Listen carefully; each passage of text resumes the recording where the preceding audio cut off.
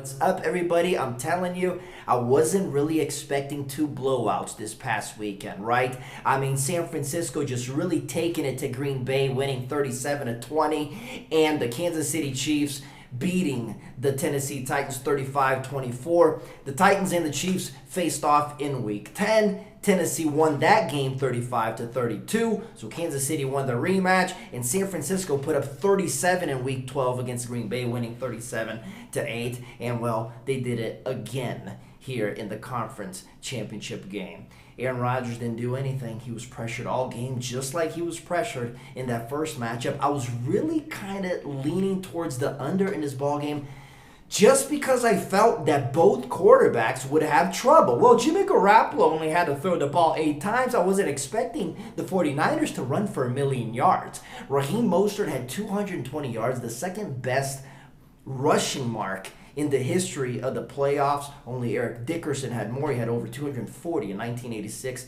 in a Rams win over the Dallas Cowboys. Jimmy Garoppolo, 8 passes. First quarterback since Super Bowl 8 to have less than 10 passes in a playoff game. Bob Greasy completed 6 out of 7 in Miami's win over the Minnesota Vikings in Super Bowl 8. So, San Francisco really just dictated the pace of the game basically for 60 minutes. And it's funny, I thought Jimmy Garoppolo might have some trouble because I'm figuring maybe some 3rd and 6, 3rd and 7, 3rd and 8s. Then you send out Mr. and Mr. Smith, Preston and Zadarius. He might have some trouble. So maybe some creative blitz packages by Mike Pettin. Well, boy, was I wrong. 3rd and 8. The 49ers, in the beginning of the game, what do? They run the ball with Raheem Mostert. Zadarius Smith was lined up over the center, just waiting to cause havoc in the backfield. They give it to Raheem Mostert. He goes 36 yards for the touchdown. So Kyle Shanahan really did a great job calling plays in this game. And the Packers' defensive line, their linebackers, they just could not get to the backfield.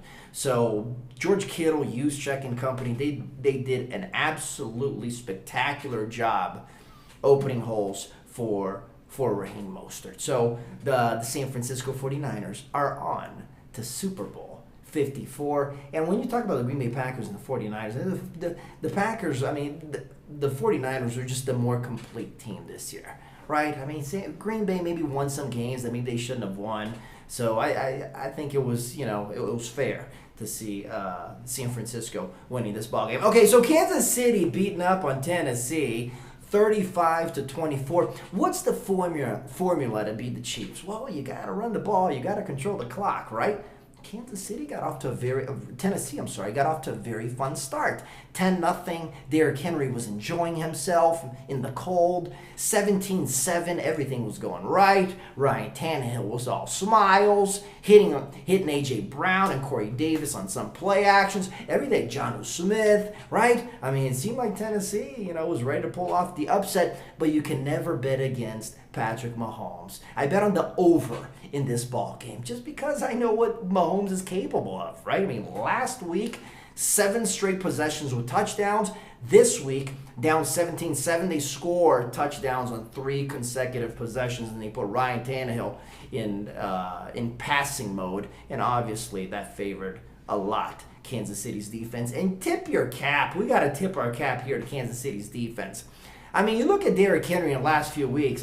It's Derrick Henry running for $188 and $182 and $195. It was just amazing, right? Well, this game, he had 5 touches in the second half. He really hurt Kansas City in the second half in Week 10.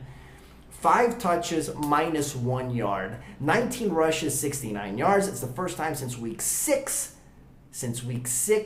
that he had less than 4 yards per carry. So San Francisco's defense was the best in the NFL against the pass. And Kansas City's defense has really been playing well here and kind of stopped Derrick Henry in this ball game. So I'm very intrigued to see what happens in Super Bowl 54. The over-under 53.5. If you look at the past Super Bowls, it seems like the over always hits. And when you take into account that Kyle Shanahan and Andy Reid are 2 geniuses, right? Offensive geniuses here with 2 weeks to prepare, some funny things will happen on both offenses, right?